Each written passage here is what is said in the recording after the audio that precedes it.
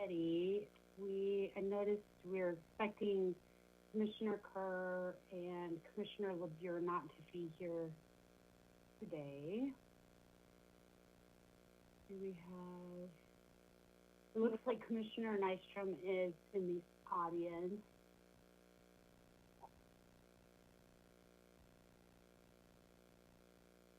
And otherwise, I'm ready to start when you are.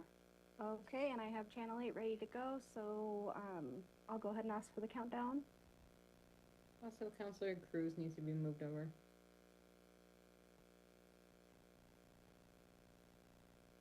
It looks like they both are as well.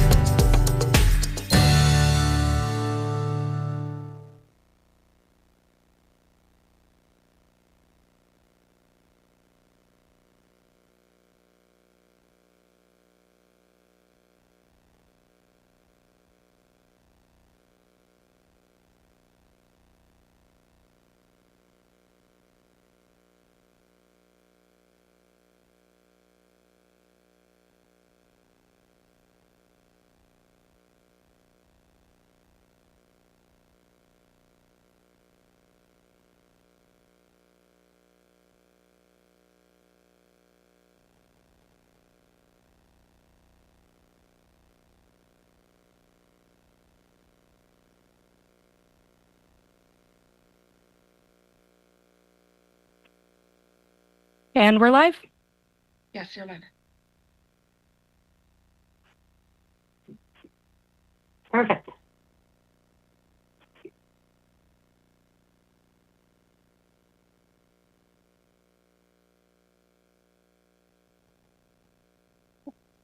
So, Mayor, we're ready to start whenever you are. We're live. You're already on air. Okay. Yep, we're on air. Yep. Okay, perfect. All righty. Good evening, everyone. I call to order the virtual Lakewood Reinvestment Authority meeting tonight on May 18th at 6:04 p.m. To connect with the meeting online, please use one of the following links at lakewoodspeaks.org or lakewood.org/council videos. For online public comments, you may post comments at any link to lakewoodspeaks.org, our online forum. It will be left open tonight and through 10 a.m. tomorrow morning for comments related to this evening's presentation. Will the clerk please kick us off this evening with calling the roll? Thank you, Mayor. I have Commissioners Barraway. Here. Black. Cruz I. Here. Cruz K. Here. Furman. Here. Kenworthy.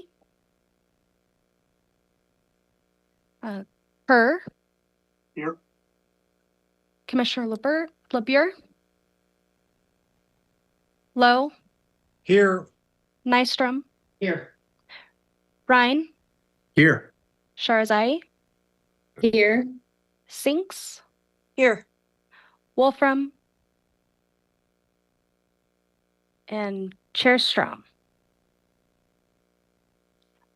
Here. Madam Chair, you have a quorum. All right. Thank you so much. Will you now please read item 3 into the record? All right. Item 3, approval of LRA minutes, LRA meeting minutes for March 2nd of 2026. Okay, thank you. Do I have a motion for the LRA minutes? Chairwoman Strom, I move for the approval of LRA meeting minutes. Second. Okay, we have a motion on the floor and a second. Any discussion? Okay, all right. Let's see. I need to see everybody on one screen. With that, I will note that Commissioner Wolfram has joined us. And we'll go ahead. We've got a motion on the floor for the approval of the minutes from the March 2nd LRA meeting. So we have a motion and a second. And I just offered for discussion. We had no discussion. So with that, please go ahead and thumbs up to approve, thumbs down not to approve.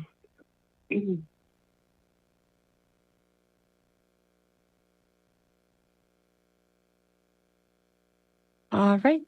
Looks like it passes unanimously. And we'll note for the record that Commissioner Kenworthy has joined us now as well. All right, with that, may we please have item number 4 read into the record?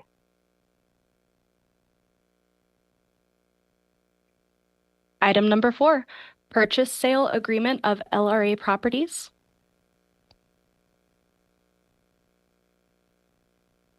Okay, and for this, I will hand the floor over to Will Chan, who is the LRA Executive Director. Good evening, Commissioners and Chairperson Strom. Thanks for the introduction. There's 3 items that we're going to talk about today. As part of the new LRA agenda, we're going to provide like 10 minutes of education, components of just frequently asked questions or topics that are brought up by the commissioners, which is why we're having a quick presentation about how the LRA works with business improvement districts and the qualifying allocations that can be disseminated from the LRA to the bids. The second item will require a action from the commissioners. We will submit a proposal for the use of funds for using the West Colfax LRA funds to for a cleanup initiative on West Colfax. And then we will end with a presentation from our consultants who have been working on the Sheridan corridor and propose the urban renewal area that we have been talking about for many, many years, and they will tell us some of their findings. So I'll kick off with the presentation on the LRA. Let's see.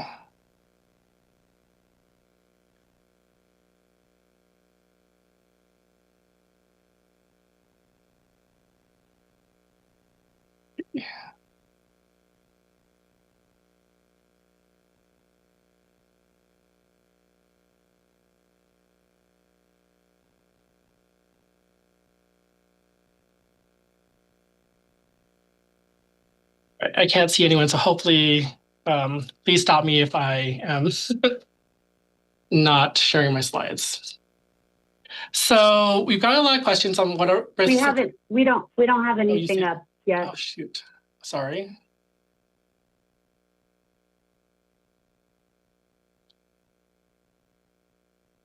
Here it comes. All right, I think we're good. Okay. Yep. So just a little bit about business improvements districts and how they work with the Lakewood Reinvestment Authority and the city of Lakewood. Really, it's 3 different complementary arms that provide different services to our business community and our residents. And so the Business Improvement District, as you may or may not know, is a quasi-municipal corporation that is propped up by a city council vote that has mandates that they follow through the state of Colorado of how they can use their service, how they can fund improvements and services that benefit the business community. They are in a geographic zone that provides services to at least 50% of businesses in a service area that of commercial properties, where they are able to obtain tax revenue to provide extra services than the city can provide. Again, they're a separate legal entity that is propped up on its own. They have their own board, they have their own revenue stream, and their own statute authority through Colorado urban law. And then every year there is a budget that is submitted for City Council, just for full transparency, on September 30th, where the City Council approves how the bid, their operation plan, and their budget for the following year. So bids, again, are propped up through Colorado law. So there's two different buckets that they can really be propped up to support. And usually anecdotally, it's around providing safety for businesses and beautification for their area plan. You'll see in this that the services are really meant to complement, not replace, what the city already provides. And so it's an added benefit for the businesses that are in their area plan that are opting in to allocate some of their tax revenue over to provide extra services in these two areas. You'll see in the services area, there's a lot of pieces around like the social structure. So you'll see design assistance for how they do wayfinding, marketing, promotion of the bid, of events that are occurring, maintenance of the corridor, providing security services as needed that they are able to manage, and then managing cleanup for the corridor for upkeep. There's other pieces they can do for improvements, which are dedicated to more infrastructure and more capital projects. And so thinking about how they can improve the streets and sidewalks in their area, adding street lights and added security measures for businesses. You'll see a lot of landscaping, which is a popular use for business improvement districts and their roles. And then again, access. These are all pieces that are providing an extra benefit to the businesses in that area and will improve the services that are provided to residents as a whole in relation to those businesses. When an LRA is working with a business improvement district, we are working with two very different statutes. And so the LRA follows urban renewal law and urban renewal policies through the state. The business improvement districts have their own legal standings as well. So the pieces that the LRA can fund are listed here and will be addressed in the second item on tonight's agenda. They will require a board vote, so we will present anything that comes in to this body tonight. They have to be LRA eligible, and so per Colorado urban renewal laws, it cannot go to personnel, it cannot go to maintenance work. It has to be one-off projects for eligibility. They have to have a grant. So how are we using the TIF revenue that's collected through the urban renewal, through the LRA? How are we spending that money? What is the scope, the duration? Just be accountable for taxpayer dollars of how this is distributed.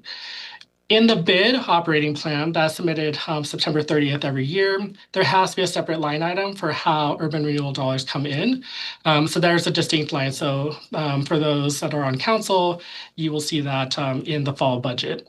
And then a very important piece is, again, the LRA and the bid and the city all have different services and different activities. And so activities that are funded through the LRA, through the bid, are really complementing and adding to what the city already provides. And so we have maintenance services for an area. We provide a standard service across the city, but because there is an added tax layer to these business improvement districts, to these areas, the extra funding is really to provide those extra services on those previous slides, whether it's safety, landscaping, maintenance. So adding these extra benefits of services to have that return on investment for businesses that are opting in. What the LRA funds cannot cover are, again, pretty restrictive for what urban renewal can allow, but it will not allow operational staff. So anything that is tied to staffing costs, personnel, is not an eligible use. And so if we are an LRA is providing funding for a safety project, we cannot do that per the law, but a bid can provide that service through their contracts and through their services per their contracts. Routine maintenance and operations. So anything that is considered day-to-day maintenance, that can be routine, that can be seen as ongoing expenses. LRA is really meant to catalyze and revitalize projects. So one-time investments, not really sustaining anything that is occurring within that bid budget. I've talked about this planning existing city services, and so whatever is offered, the LRA is really meant to provide those gaps of how we can reinvest in a community corridor and the services that we can provide in those areas. And then finally, they have distinct areas. So anything that's outside of those, how the business improvement district was created, services must be in that area within those taxpayers that are within the business boundaries. So that is my quick and dirty presentation on just how LRAs and bids work together. But I really want to provide that context as I've gotten a lot of questions from the community, from commissioners on how we are all supporting each other and what can and can't do for each of these entities. And so I wanted to provide just an educational moment for the commissioners and allow some opportunities for questions if you have any.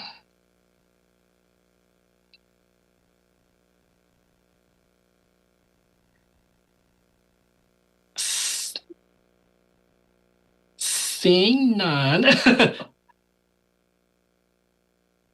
No hands up. Just my one question for you would be for the resolution that we are getting ready to do. So you talked about what LRA can and cannot cover.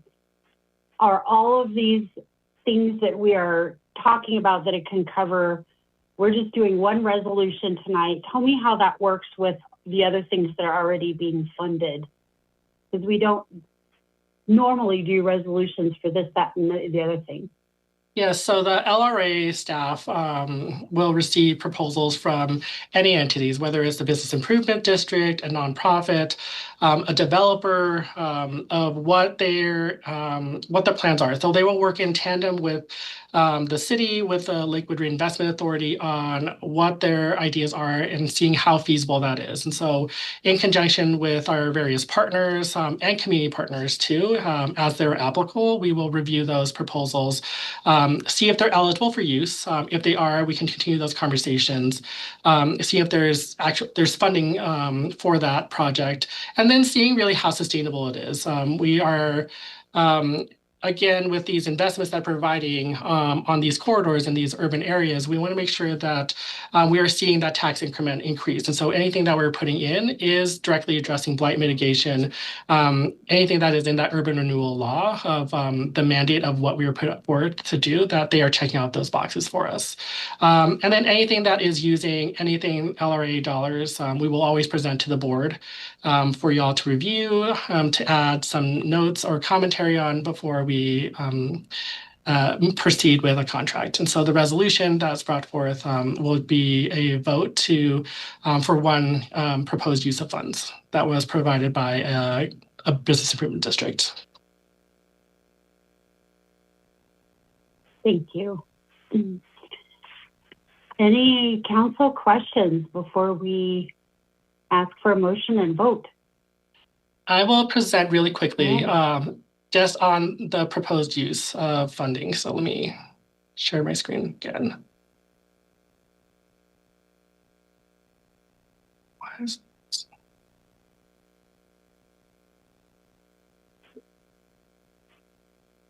So for the West Colfax corridor cleanup for item 2, there's a proposal for $94,600 to use the funds to provide some cleanup services on the Colfax corridor. The proposal that was, oh, I'm not sharing my screen again. Dear God.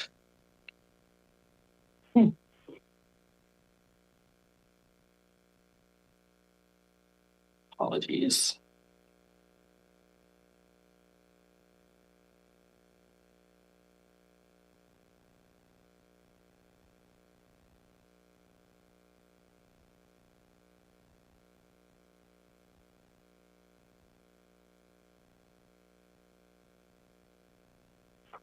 I'm having technical issues. It's a very simple request. So it's $94,600 to fund cleanup activities on the Colfax corridor. The proposal is eligible for TIF eligible uses through the LRA. So providing cleanup efforts to pick up graffiti, pick up litter, remove graffiti, encampment debris. These are all blight indicators that qualify it for eligible use of how we can deploy these funds. The Business Improvement District has two competitive vendors already identified. So they have two competitive offers within the same cost of proposed cost of how they would spend that money. The bid, the West Colfax bid, would manage the contract. They would manage the oversight and reporting of these vendors that they're moving forward with. And we will move forward with a contract with them to move these funds over from our account to the service. They are providing services to 5 different zones from Sheridan to Sims. So there will be 5 different service zones that will be serviced twice a month. Monthly cost for this vendor will be about $7,700 for debris removal and litter pickup. And this is funding for 1 year of work. I'm sorry, I could not share my screen, but there's a lot of information to throw, so.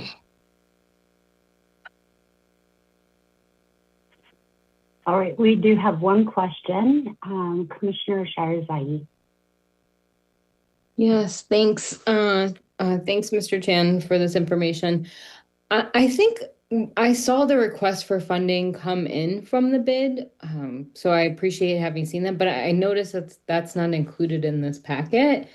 And so there's a reference to a service agreement, but we don't know what that is. And I think I obviously am highly invested in us doing the work on West Colfax. This is something we brought up when council met on their priorities.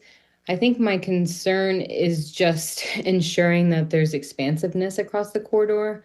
I appreciated in the request for funding the districts being defined.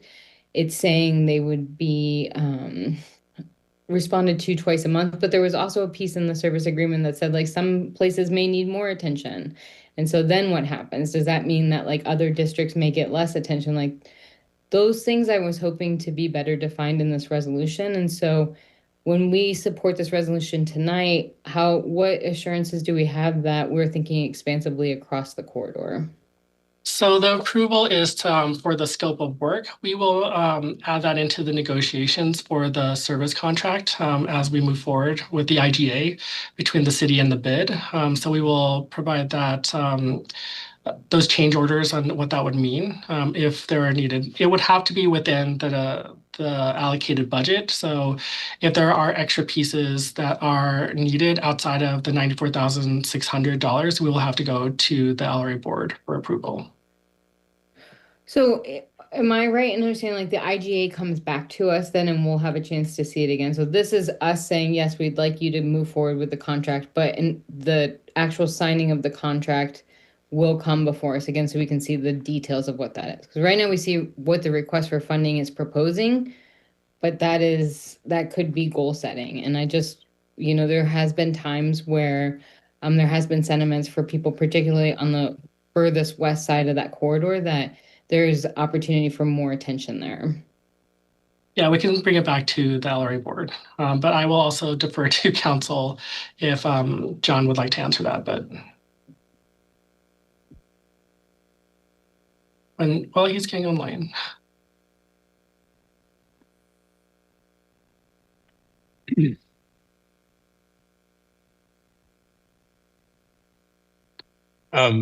With respect to the question, I think it depends on what this board would like to see. It's been proposed today as giving the executive director Mr. Chan the authority to execute that contract, consistent with the discussion today. But if this board would prefer to come back, that's certainly something that we could do.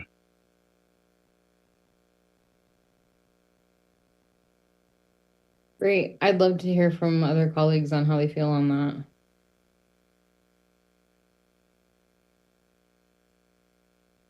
Okay. I'll move. Commissioner I. Cruz. Thank you.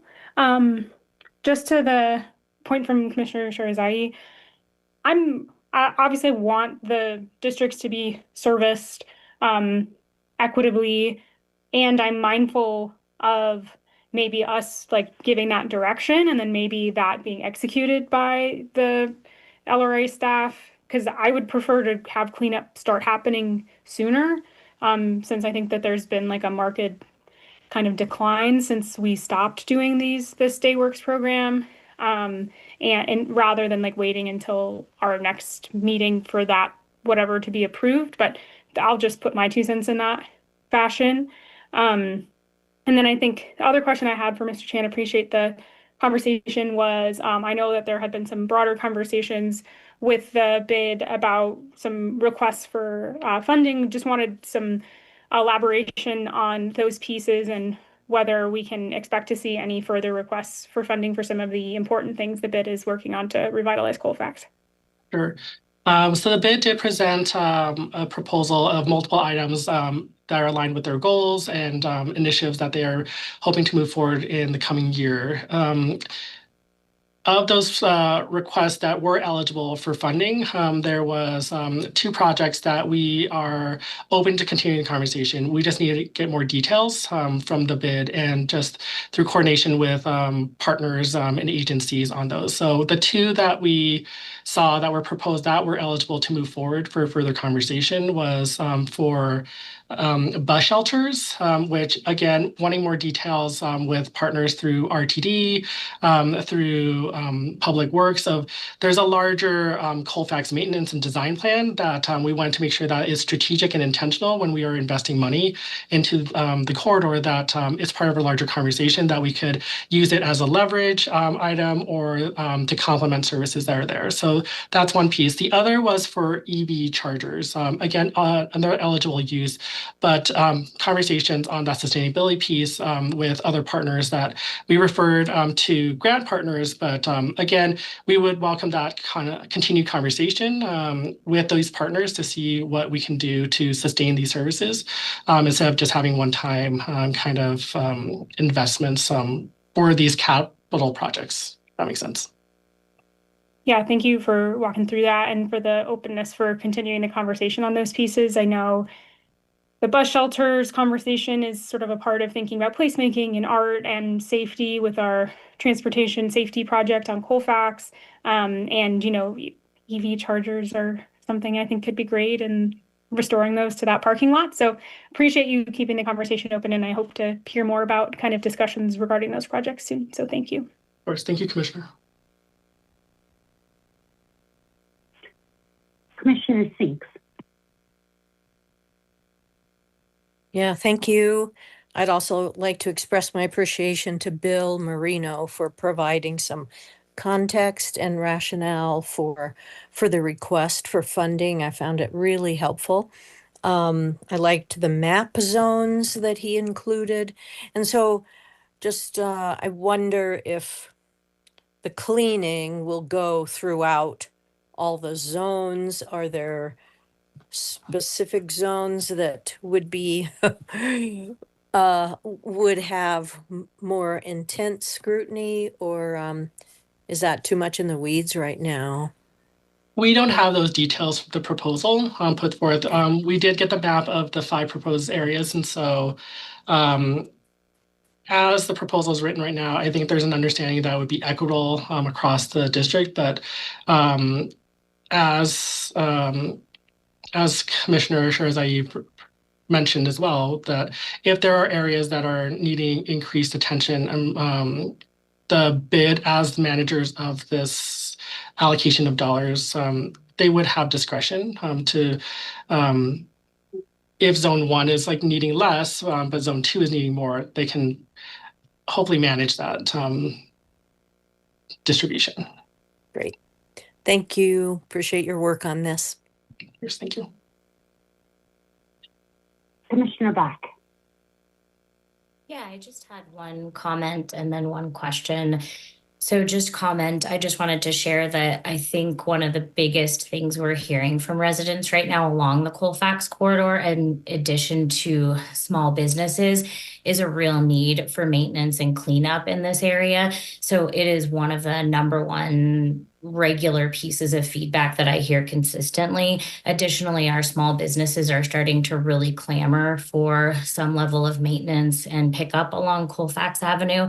So I'm deeply supportive of pushing this forward and trying to push it forward quickly. And I think, Will, you hit the nail on the head. I was going to say a very similar thing, which is that I think that the proposal really provides for the spectrum of cleanup along the bids corridor, while also giving some autonomy to the on the ground folks that are doing the work to kind of focus on different areas, but certainly would echo what some of the other counselors have said in terms of needing to see work being done along the entire area of West Colfax and not just focused in certain areas, although, as we know, different pockets of areas have different needs and different emergency issues that I want to make sure that folks have the ability to kind of execute on. And I think you said that very eloquently. And then just my question was, you mentioned longer term funding streams, and I know that this proposal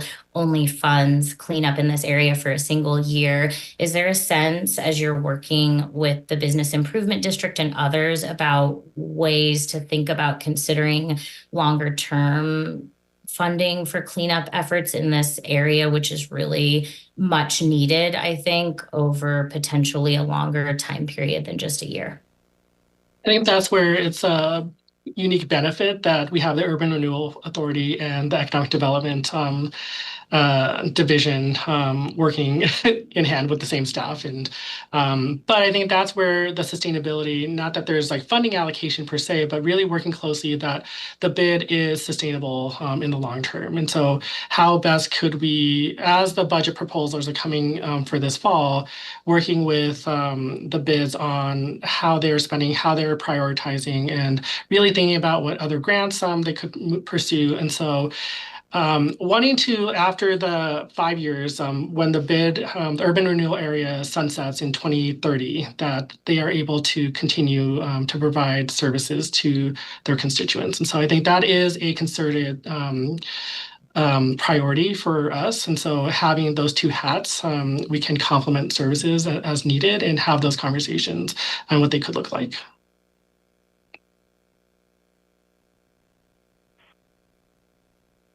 Commissioner Nystrom.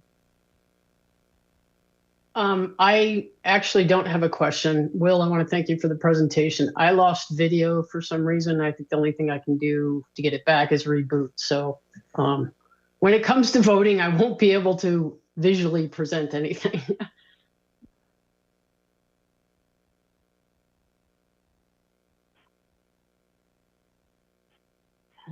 Commissioner, let's see who's not gone yet. Commissioner Kate Cruz, then Commissioner Ryan, then Commissioner Sharazadi.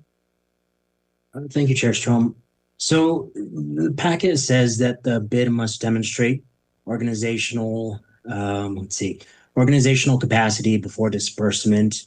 So I guess my question would be, has the bid demonstrated the organizational capacity required by Section 4 of the resolution before tonight's vote? Yeah, they are at the current scope of how they're providing. There is continued funding that's going in. They have a staff that can manage this by all intents and purposes. For the delivery implementation of this proposal in managing a third-party provider, they are able to do that. In the IGA, we will have language that if they are not able to provide those services, that those funds will come back to the LRA. And so there are contingencies that we'll add in that contract language if they are not able to deliver the service that is being proposed today. Awesome, thank you. Commissioner Ryan. So I just want to be clear. If we go forward with the approval tonight and there's not sufficient amount of money to be able to provide the scope of the work across the entire corridor, what happens? The proposal is for the entire corridor. And so if it is not, that is the same as what Commissioner Cruz had brought up. And so there will be contingents in that contract that if it's not being delivered, what are those, like any contract that comes before any governing body, that there is accountability for how those funds are being implemented. So if it is not accomplished, the funds will come back and there will be language to how we will proceed. I guess my difficulty is we're asked to approve a specific dollar budget, and it strikes me that perhaps a range might be helpful, right? So that we don't have to you don't have to come back to us and ask for more money to be able to provide the full services if that's need be. I'm happy to do it however you want to proceed, but it just strikes me that this budget may not be able to provide the services across the entire corridor, and we may need more, the vendor may need more money, in which case we do this all again.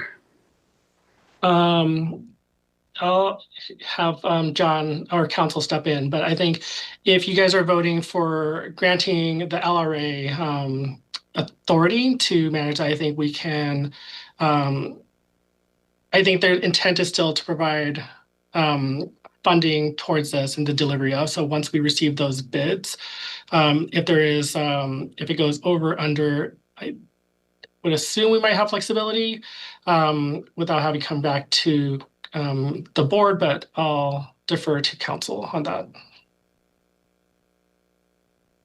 Sure. So I think I understand the question as wanting to provide some flexibility to perhaps exceed what has been asked for initially.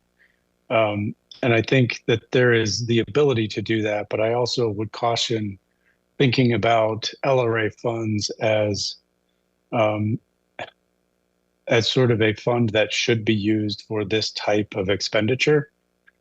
Certainly it is permissible, but it's also generally designed to incentivize private development to beautify the area. And so one of the things that we look at when we provide these types of expenditures is the bid is providing some level of TIF revenue. And so we're looking at the amount that they provide to the LRA and using some of that to justify these types of expenses. But by and large, TIF revenue should be used for incentivizing private development.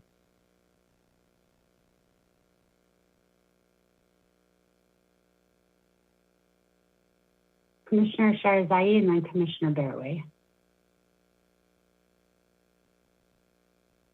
I'm happy to wait for Commissioner Barraway since I've gone once already.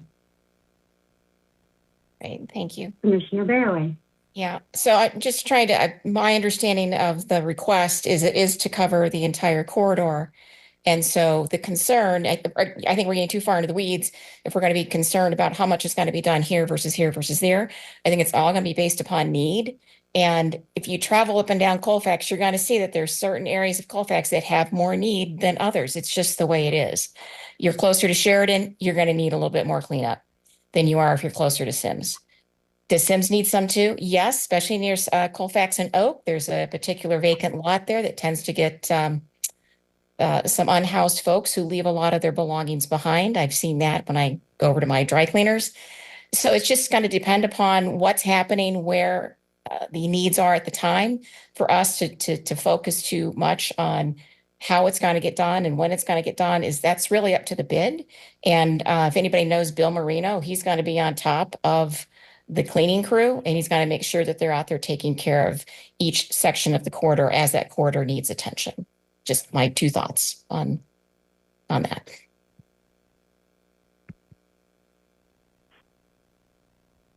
Commissioner Sharzai. Yeah, thanks. Appreciate hearing from others and totally recognize there is variety across this corridor, but there is a need on the west side. Certainly not like how there may be a need as we get closer to the interior and as we start to get closer to the border with Denver. I just want to recognize that some of the places that are highlighted for focus are where we've made major public investment, which are all outside of Ward 1. And there had been agreements from the bid for many years to start to see placemaking happening. And we just haven't really seen that activation. And so when you hear that the money is meant to incentivize the corridor and beautifying, we're losing commercial parts of the district because we're absorbing a lot of residential here. The Target lot is no longer a commercial corridor. It's now housing. Westland was a commercial corridor. It's not even close to that anymore. The Oak Street Station use never fully got activated. So I fully support this and want to make sure that parts of the corridor, because we should be thinking about this holistically, need this investment. And we are hearing from community and small business owners, and that's important. And I just want to make sure that we're not sort of putting the west side of this corridor sort of to just residential, because once we lose these commercial areas, they're gone forever. And we're seeing this happening dramatically on the west side. We have tremendous, huge boarded up buildings, Joann Fabrics being one. There's just some consideration there. And so I trust the bid. They've been a good partner, but there has been some delays in the investments that were promised from Kipling to Miller. Those have not happened. And so I just want to make sure that we're being thoughtful.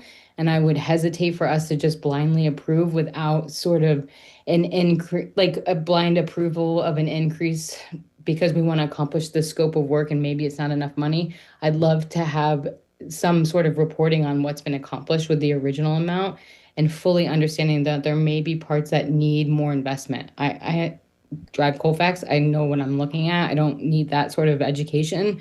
I just want to make sure that there's consistency in that application and how we're considering need.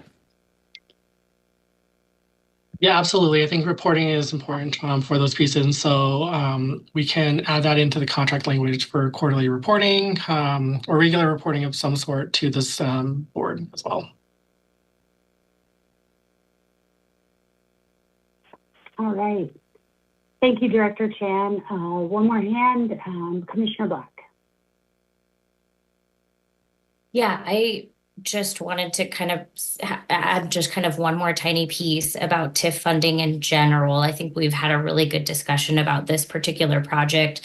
But Councilor Sharzai brings up such a good point about just the larger issue that is a bit separate from this, tied to economic investment overall on this corridor and the need for kind of a continued vision and a continued look in terms of incentivizing private development. When I hear us talk about the TIF funds needing to be used for incentivizing private development, I'm curious as a newer counselor when and where and how that's happened, because we are sort of in a position in Colfax Avenue now where we're just trying to sort of stem the tide of needing to look at all of these shuttered storefronts and graffiti abatement and trash removal, and to get Colfax to a place where we're sort of plugging the hole of this kind of downward trend.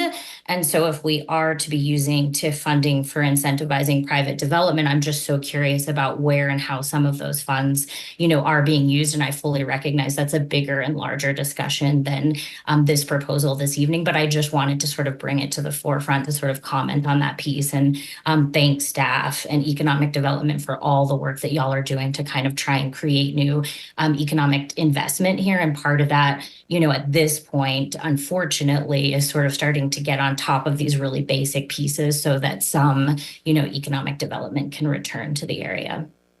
I think the plan is, appreciate that, Commissioner Black. We have it on the docket for the next LRA meeting to talk about the spend down for Colfax.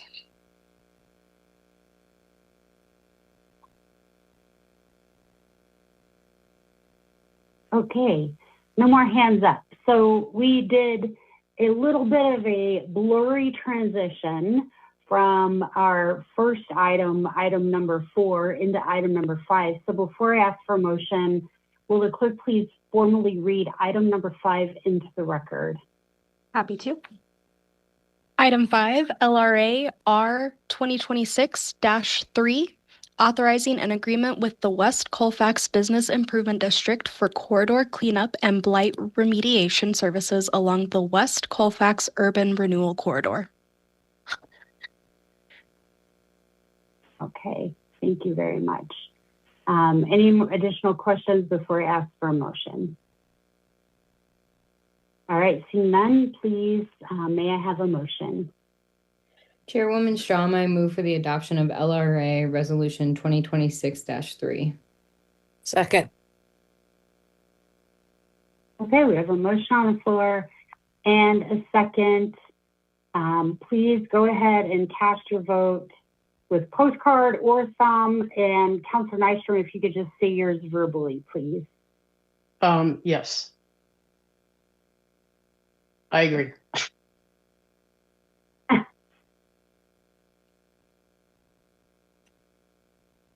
I see unanimous on my end. Motion passes. Okay, ditto.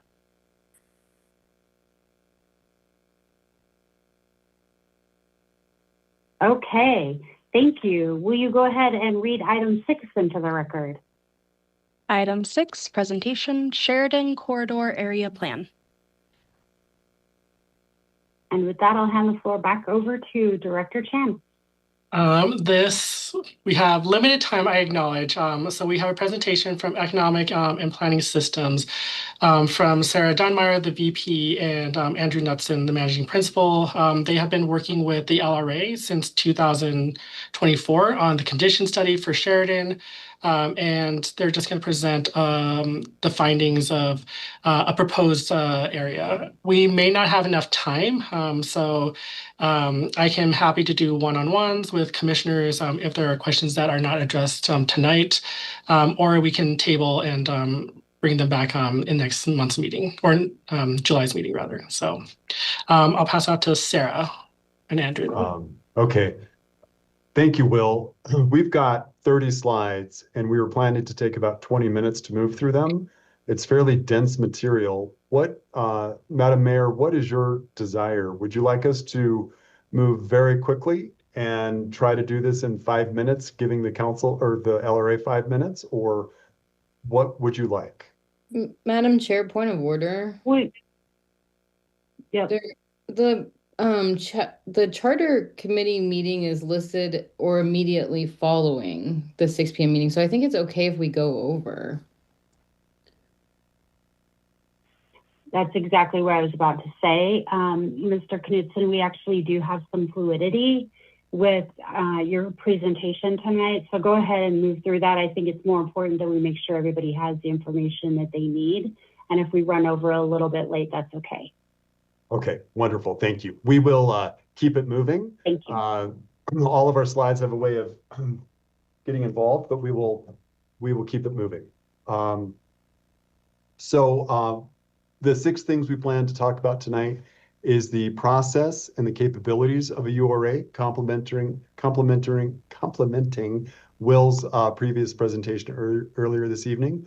We want to talk about the URA boundary, and then we want to review the conditions, the plan, the estimated TIF, conclusions, and next steps. The process, the 3 reports that are required with any plan adoption is an existing condition survey, the URA plan itself, and a county impact report. The process is approval by this board, notification of Jeffco commissioners, the negotiation process with taxing entities, and then ultimately the adoption by City Council. LRA capabilities, we want to just review this. This is very much along the lines of what Mr. Chan was talking about earlier this evening. I want to emphasize the top and the bottom. One, every activity has to be focused on eliminating or preventing blight. Variety of things, completing public improvements, demolition of blighted properties, acquisition of properties, relocation, developer and redevelopment agreements. Also, very importantly, TIF. TIF is one of the most powerful instruments of any urban renewal, and that involves both property tax and sales tax. The activities not on this list are, by definition, not allowed. The URA boundary, we've got 20 parcels in the proposed urban renewal plan area, as well as the adjacent rights-of-way. This is about 23 acres in size with 12 individual owners. Some question as to whether this should be larger or smaller. We spent quite a bit of time working with staff on sizing this district. We believe this district gives the LRA the biggest bang for the buck in terms of revenue generated and increment to be collected in the future relative to the base. This does not preclude, if the LRA is interested in a bigger transformational impact, that is possible through future plan area definitions that would occur ideally in conjunction with market interest. So we certainly want to paint as big a picture as possible, but we think an incremental approach is most effective and generates the greatest economic resource for that. We can talk more about that if there's questions. Right now, my colleague Sarah will walk through the existing condition survey. Thanks, Andrew. So for the existing condition survey, it is ultimately the blight study. We don't like to use the word blight because it's not as nice of a term. But within the state statute, there are 11 different factors that we look for to determine if it meets the standards to establish a new urban renewal plan area. So these are listed here. With an area like this with multiple property owners, you technically need to find 4 of these findings to be able to establish a new plan area. If you want to use eminent domain, you need 5 or more. We look for as many as possible just to show the credibility and the need within the area. So out of those 11, we found 8 within the area. So thinking about buildings, deteriorated structures, street layout is another one, as well as unsafe and unsanitary conditions, site improvements, if these are deteriorated or lacking, also infrastructure and adequate public improvements, topography, things like that. And then also endangerment, if there's anything that endangers life or property, as well as environmental contamination. And then the last one is vacancy. So if it's a vacant property in a generally urbanized area or vacant structures as well. So these 8 were observed or had data documentation to support them.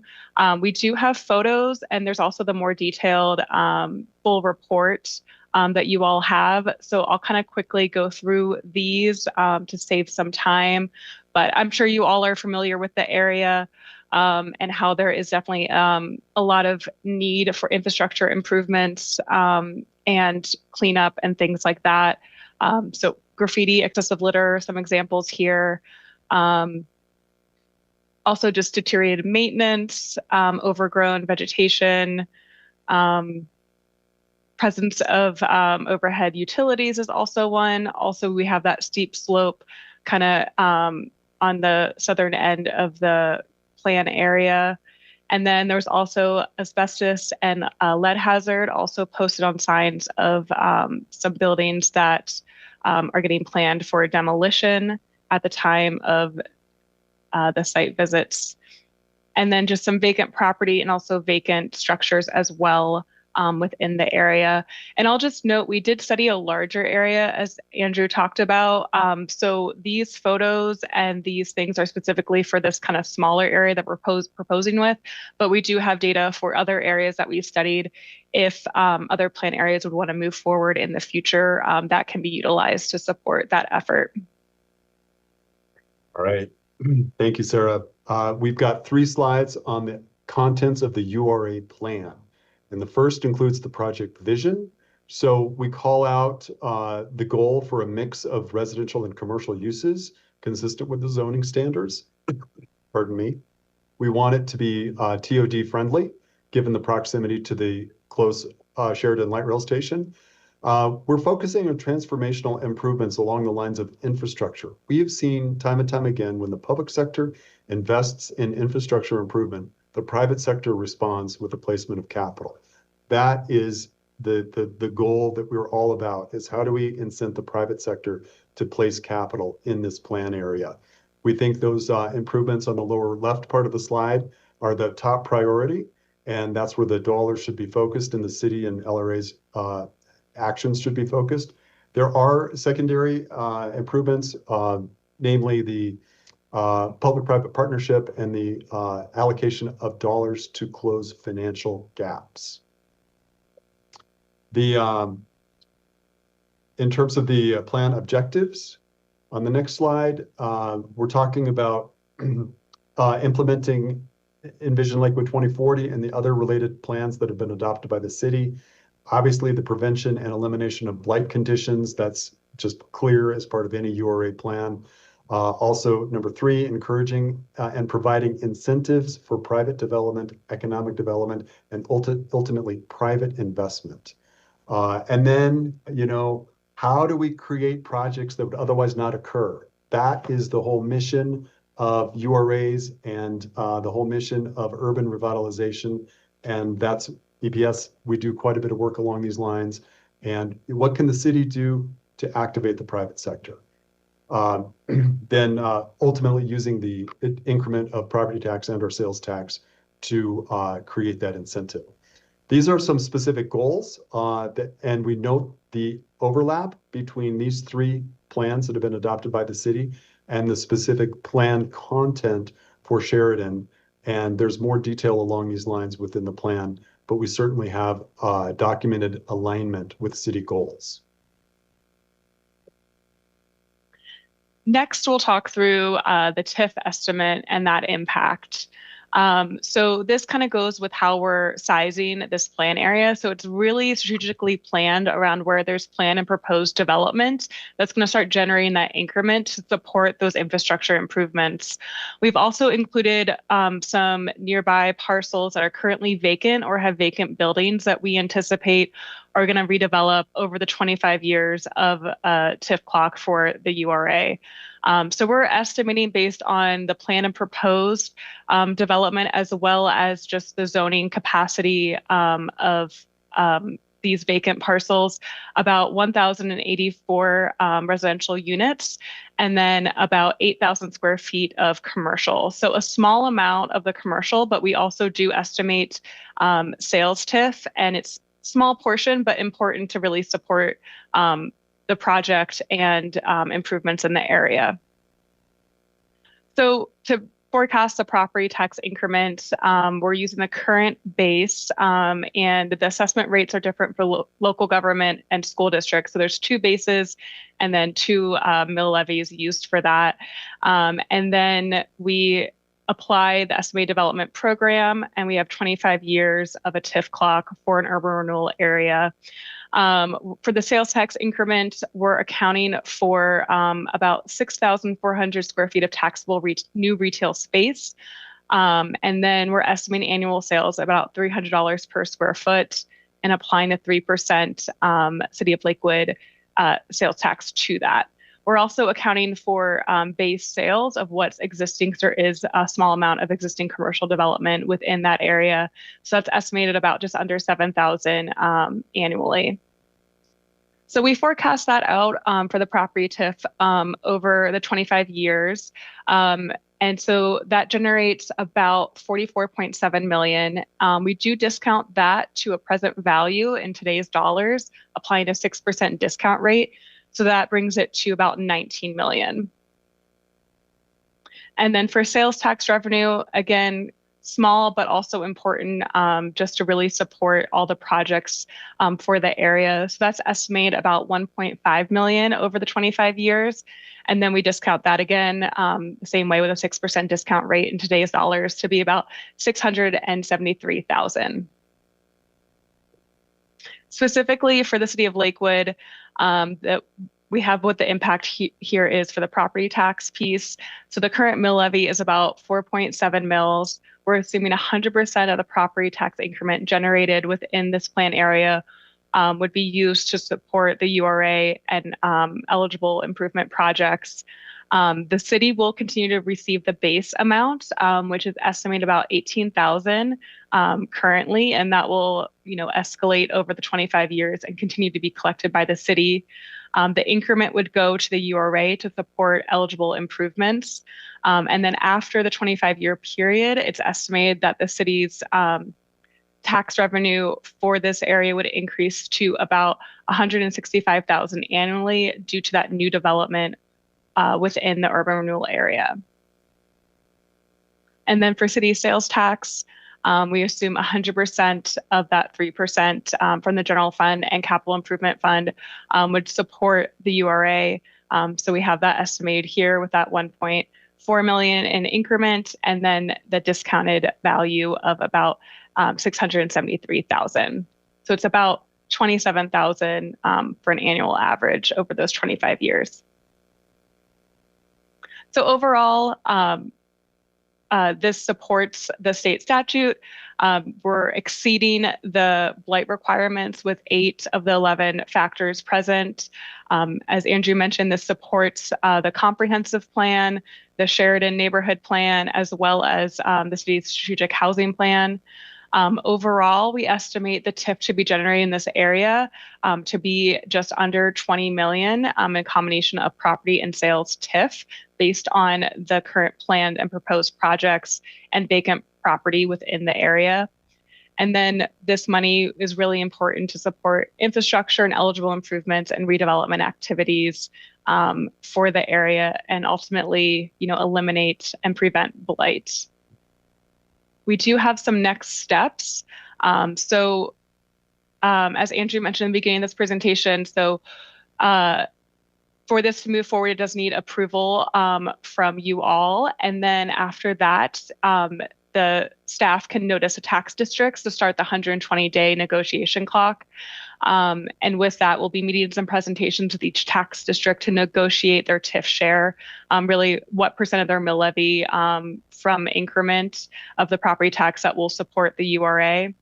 And then it will require approval from each tax district. And then lastly, approval by Lakewood City Council as well. Will, did you want to add anything, or we can also open it up for any questions? Just open it up for sake of time. So.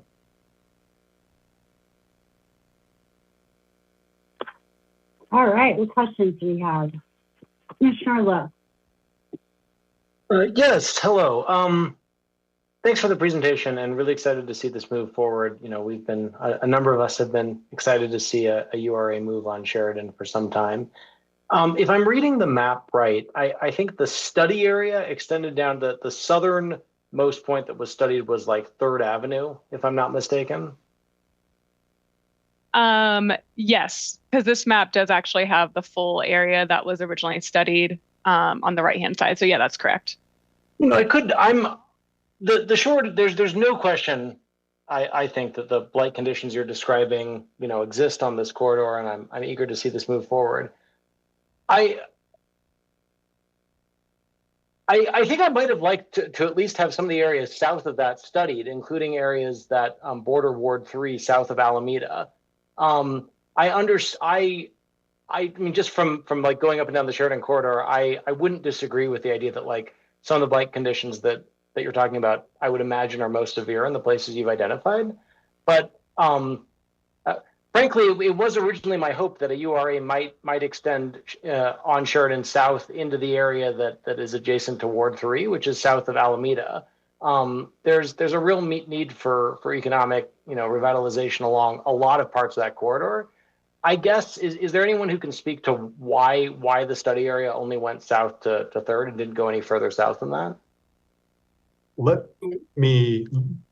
Will, would you like to take the first? I think we should frame it this as like the first phase. So we have the blight condition. You're accurate, Commissioner Lowe, that it is a wider swath, but we want to show success and meet with match this plan with the proposed market, that's market appetite. And so when we are capturing TIF revenue, that we actually have TIF revenue to spend on these areas.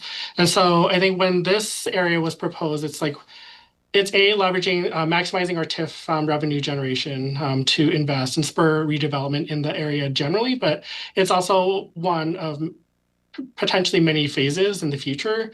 And we just have to evaluate what that looks like, of what projects are going to come online, how we can leverage them for future projects. But that's just like very high level, but I'll pass it off to Andrew or Sarah. I agree, and think second phase to the south makes a lot of sense. The only thing I would add is that the way that the state legislature has written the law to calculate TIF, there's greater increment available to the LRA and various property owners within a given boundary when the boundaries are drawn close to the action. And we can talk about it in more detail, but it ultimately, how do you narrow the amount of base that any kind of an assessor can ascribe increment to, and isolate it to actual improvements going in? So it's small areas create more bang for the buck, if you will, for actual private sector investment. Well, Mr. Chen, this may merit a follow-up conversation. I'm happy to have one. I mean, it's certainly not my intention to try to slow down a URA on Sheridan that I know a number of us are very interested in. But is there anything we can briefly say about the time frame for studying the southern stretch, in particular the area south of Third and south of Alameda?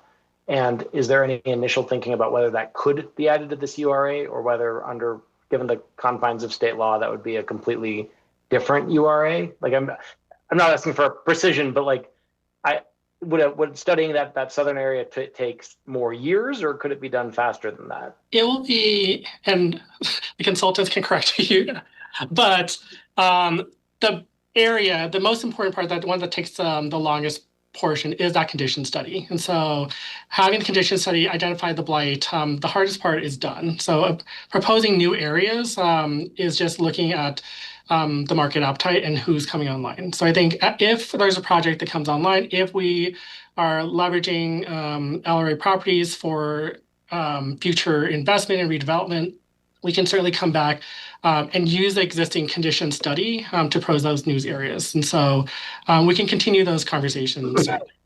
Yeah. Can I also just jump in here and bring something else into the conversation? The way that TIF is allocated statutorily is, as soon as you create the area, then you start running that 25-year clock. And so if you don't have a project that's ready to come out of the ground, then you're really losing years on that 25-year period. You're losing revenue. You're losing the ability to then put that back into infrastructure. So one of the things that we're looking for is project-ready areas, so that we're not missing out on that TIF. And as to the time frame, it's not clearly defined when a study goes bad, but certainly the information that EPS has gathered can be updated relatively quickly if we get to a place where south of this projected area, we have project-ready areas and we want to restudy them and bring them back to the board.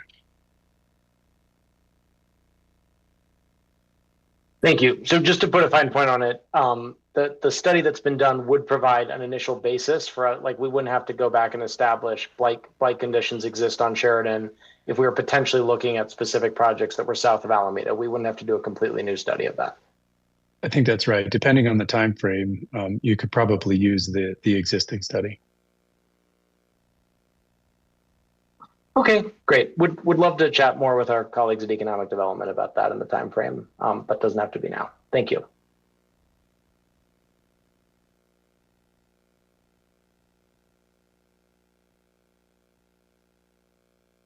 All right, see no additional hands up.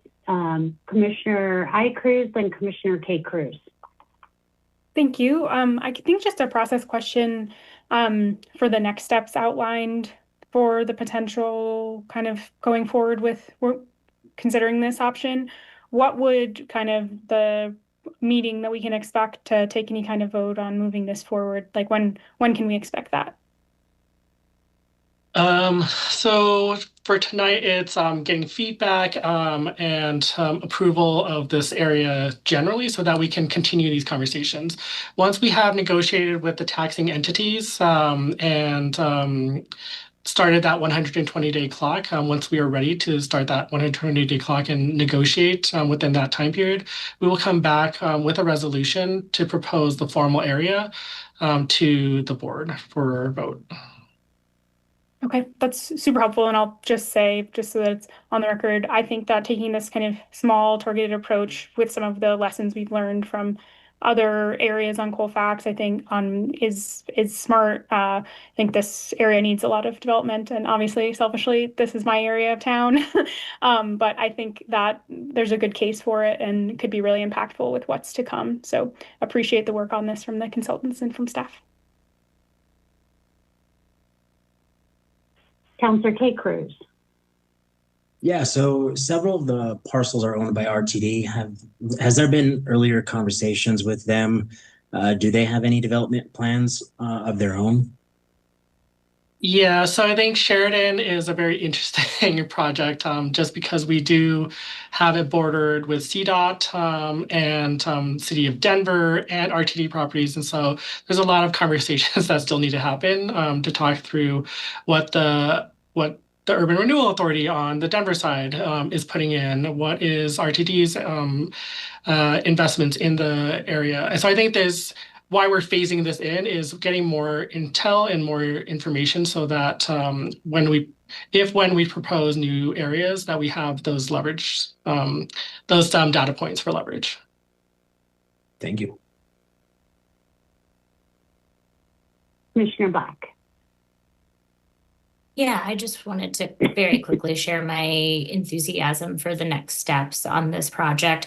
I think as someone who also lives in this area, what we often don't realize is that Sheridan is the boundary between Denver and perhaps even other municipalities going into Lakewood. So it is often the very first thing that individuals see as they drive from eastern areas into the eastern part of the city of Lakewood. So it has the potential to make a really incredible impact. And also Sheridan can draw in some excitement, visitorship, energy, customer base from these western areas of places like Denver and Edgewater. And so it really is a key and critical roadway to our city that I think maybe doesn't get recognized as often as some of our many beautiful big parks and things like that. So I, for one, am really excited about the ways in which Sheridan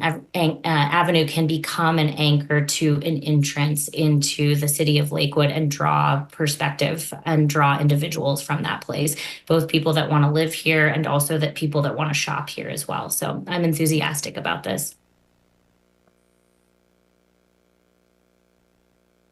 Commissioner Barroway. Thank you. Will, I just want to clarify one thing. You said, I think I heard you say that Denver has a URA on their side of Sheridan in this area. Is that correct? That's correct.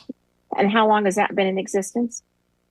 That is nearing its 25 years. So they haven't, again, they have the condition study put out, but because there's been no developments, they haven't enacted that 25-year clock. And so the investments are needed. There's a lot of infrastructure needs on Sheridan. And so I think it is worth a conversation with the Denver Urban Renewal Authority to see if there's alignment in projects for again, stormwater would be a great proposal for this area, and that touches both jurisdictions. And so how can we leverage our funds and their funds potentially to encourage CDOT to improve the infrastructure? So yes, there is a condition study. There is no URA area proposed because they just haven't had that. They want to enact the 120-day clock and the 25-year TIF capture because there's no plans yet. So is there an opportunity for us to work with Denver then to coordinate? So for example, when the Colfax one occurred, Buddy Mom and Bill Marino, they were out knocking on doors left and right with all the businesses along the corridor. I think it would be helpful if we had Denver on our side as well, so that the two, Lakewood and Denver, could be working together with the businesses along that section of Sheridan, so that they can see the improvement, because it's going to help both sides. And so if we can work closely with them, and that's kind of my other question was, who will be the champion that will be going out to be knocking on the doors of these businesses to get them interested in developing this URA? I think the community, thank you, Commissioner Barraway, for the comment. I think there's been a lot of, as Lakewood is very passionate on all areas, like there's been a lot of strong community members that have been very active in, so we've met with different registered neighborhood organizations. We met with different community groups that are really, really eager as the commissioners on this call to champion this moving forward from both sides, from Denver and the Lakewood side. And so I think the community has the appetite for it. It's just aligning the bureaucratic, the cities online. But it's also a conversation with RTD, like I mentioned, CDOT. So there's a lot of intergovernmental opportunities in this corridor. Agreed. Wholeheartedly on that one. Yeah. Oh, thank you. All right. I have no other hands up. We did, Ms. Fiore, you already read this into the record, correct? Yes, ma'am. Okay.